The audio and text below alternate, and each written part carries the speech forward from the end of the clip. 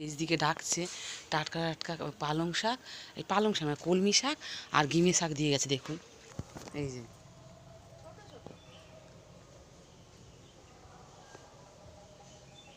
সে আমাদের আবার তুলসী মঞ্চে ঝাড়ি বাঁধা হয়েছে, এই দেখুন ফুলগুলো সরিয়ে দিলাম। এই তুলসী মঞ্চে এসে এই যে তুলসী দেবী বলে অনেকে, আমরা তুলসী মঞ্চ বলি।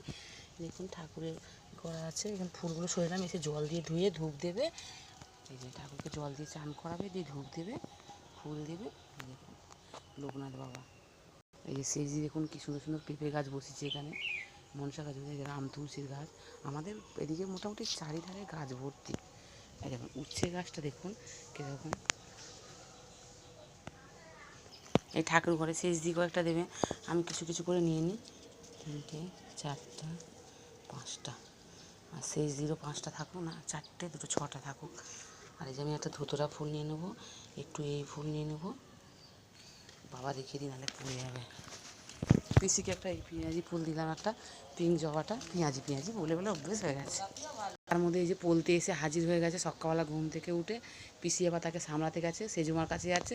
আমি বলছি সেজুমা চান করছে, ওই জন্য পিসি ওকে ধরতে গেছে। যাসনি, সেজুমা শুনতে পাবে না।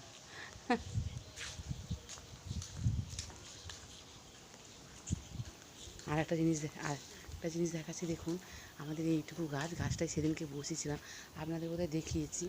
দেখুন কত পেঁপে হয়েছে। একটা পেঁপে আবার মেজ দিয়ে হাত দিতে পারে বলে সামনে থেকে হয়ে চলে মেজ দিয়ে আবার তুলে নেয়। একটা তুলে নিয়েছে, এই দেখুন মেজ দিয়ে এটা সুবিধা হবে পারতে। এই গাছে জবাটা পুরো রেখে দেওয়া হয়, এই মানা দিয়ে নেবে থাক, মানা দিয়ে ঠাকুরকে সবাই মিলে একটু একটু করে দেবো। এই যে আমার ঠাকুরকে পুজো দেওয়া হয়ে গেছে দেখুন, ঘরের ঠাকুরকে। এই দেখুন